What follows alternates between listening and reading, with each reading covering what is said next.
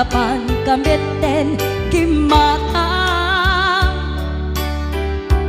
Chivas ngayon ta nagsangwan,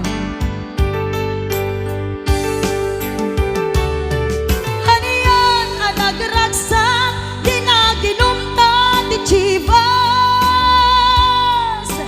Nagpulutan ka, nalabaga ang mansanas,